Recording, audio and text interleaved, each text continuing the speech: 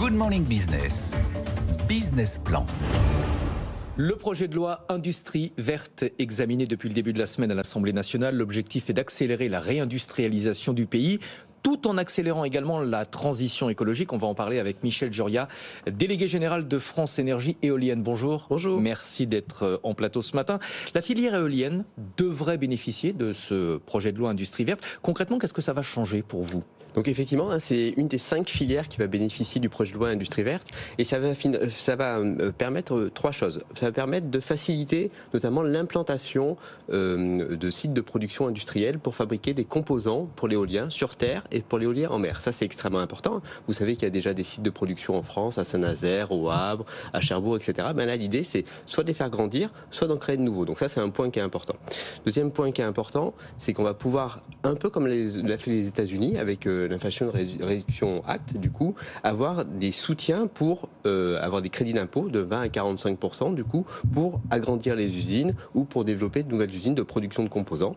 Et troisième point, sujet qui est essentiel, c'est la question de la formation. C'est-à-dire que dans ces usines, il y a forcément des personnes qui travaillent. Et il faut absolument adapter l'appareil de formation français à ces métiers, notamment métiers de l'éolien.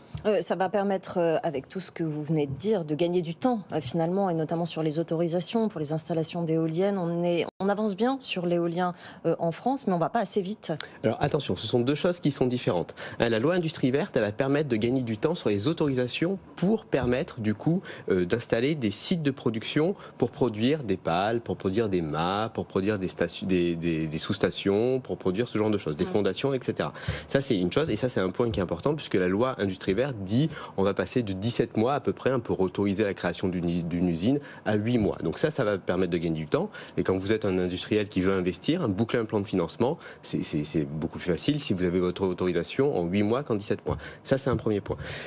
L'autre partie, c'est ce qui a été traité dans le cadre de la loi d'accélération des énergies renouvelables, donc à l'hiver dernier. Et là, c'est pour autoriser les projets de production d'éoliennes. Donc vous créez un parc éolien en fait, et là effectivement vous avez une loi d'accélération qui permet de faciliter ces choses-là.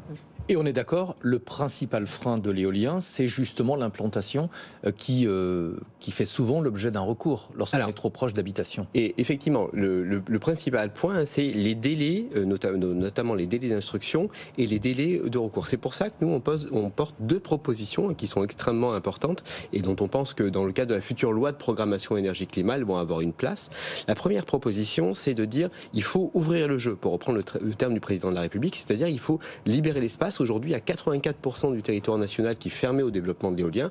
Nous, on pense, notamment en investissant dans ce qu'on appelle des radars de compensation avec l'armée et avec Météo France, on peut passer de 84 à peu près 50% du territoire qui serait fermé au développement de l'éolien. Ça veut dire qu'on va pouvoir ouvrir de nouvelles zones, notamment dans le sud et dans l'ouest de la France. Donc ça, c'est un premier point qui est important.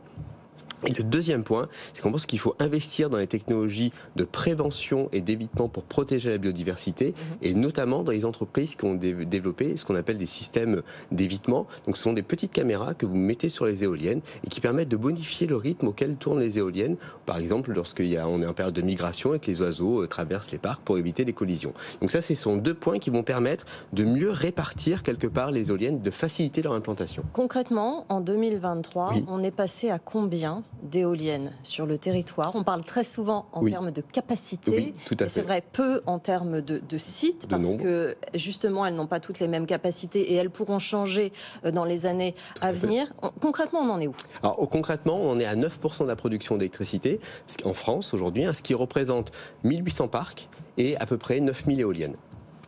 La France a souvent mis en avant son bilan en matière d'énergie décarbonée, mais c'est lié évidemment essentiellement au nucléaire. En réalité, on est très en retard sur les objectifs de déploiement des énergies renouvelables. La France est le seul pays de l'Union européenne à ne pas avoir atteint son objectif fin 2022. Comment est-ce que vous l'expliquez ? Alors, c'est le seul pays avec la Pologne. Ça, c'est un point qu'il faut rappeler. Et alors, pour 2 raisons. La première, c'est qu'effectivement, la France avait, je dirais, un objectif ambitieux. Elle a pris un objectif ambitieux, puisqu'au moment où l'objectif a été pris, en 2008, la France était présidente de l'Union européenne. C'était sous Nicolas Sarkozy. énergie. Et donc du coup, il y avait eu cette tendance à dire moi je vais prendre un objectif ambitieux. Donc effectivement, on l'a raté. Donc d'où la loi d'accélération des énergies renouvelables, parce qu'en plus, il va falloir encore aller plus vite pour tenir l'horizon 2030. Ça, c'est un premier point. Le deuxième point, et ça c'est un point qui est vraiment essentiel, il faut qu'en fait, sur l'ensemble des sujets de la transition énergétique, que ce soit la rénovation des bâtiments, le développement du photovoltaïque, le développement de l'éolien, etc., il faut qu'on mette en cohérence les objectifs que l'on prend au niveau national et surtout la manière dont on pilote les services de l'État et la manière et les consignes qu'on leur donne. Ça, c'est un point qui est vraiment important. Je vous donne un exemple tout bête. Aujourd'hui, il y a beaucoup de débats entre énergie renouvelable et biodiversité. Dans les services qui analysent les projets, ce sont deux équipes qui sont différentes. Il faut absolument que ces deux équipes-là travaillent beaucoup mieux ensemble pour trouver des consensus et pour trouver des équilibres territoire par territoire pour autoriser les projets et faire que ça aille plus vite. Dernière question, il faut aussi développer l'éolien offshore. Tout à fait. Combien de parcs?